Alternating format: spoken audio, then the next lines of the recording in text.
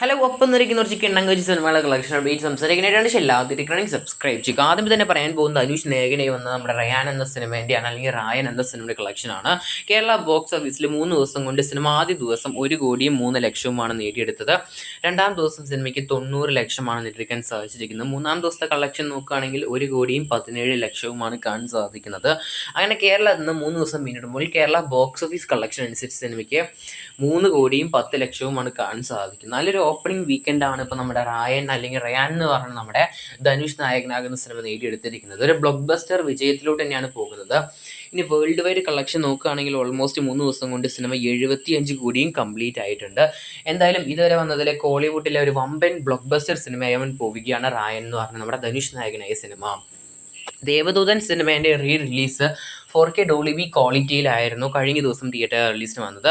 സിനിമയുടെ 3-ാം ദിവസത്തെ Kerala box office collection നോക്കുകയാണെങ്കിൽ, അല്ലെങ്കിൽ 3 ദിവസത്തെ കേരള ഗ്രോസിംഗ് കളക്ഷൻ നോക്കുകയാണെങ്കിൽ 3-ാം ദിവസത്തെ കളക്ഷൻ ഓൾമോസ്റ്റ് 1.11 കോടി നേടിയെടുത്തിരിക്കുകയാണ്. നല്ലൊരു ലിമിറ്റഡ് സ്ക്രീൻസിലാണ് സിനിമ 1 കോടിയുടെ അടുത്ത് കളക്ഷൻ കാണാൻ സാധിക്കുന്നത്.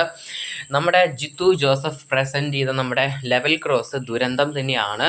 കാരണം വളരെ സ്ലോ പേസ് എന്നാണ് റിവ്യൂ അനുസരിച്ച് കാണാൻ സാധിക്കുന്നത്. 87 ലക്ഷമാണ് സിനിമ കേരള ഗ്രോസിംഗ് കളക്ഷനിൽ സിനിമ 3-ാം ദിവസം നേടിയെടുത്തിരിക്കുന്നത്. ഒരു ഡിസാസ്റ്റർ ഓപ്പണിംഗ് തന്നെയാണ് സിനിമ 3 ദിവസം കൊണ്ട് നേടിയെടുത്തിരിക്കുന്നത്. അതിലും വമ്പൻ തോൽവി തന്നെയാണ് നമ്മുടെ ആസിഫ് അലീൻ്റെ ഭാഗത്ത് നിന്ന് ഇപ്പോൾ വന്ന cinema. Deadpool and Wolverine Kerala box ഓഫീസിൽ വമ്പൻ സൂപ്പർ ഹിറ്റ് ആയിരിക്കുകയാണ്. ഓൾമോസ്റ്റ് 3 ദിവസം കൊണ്ട് കേരള ഗ്രോസിംഗ് കളക്ഷനിൽ 3.67 കോടിയാണ് സിനിമ ലക്ഷ്യം വെച്ച് നേടിയെടുത്തിരിക്കുന്നത്.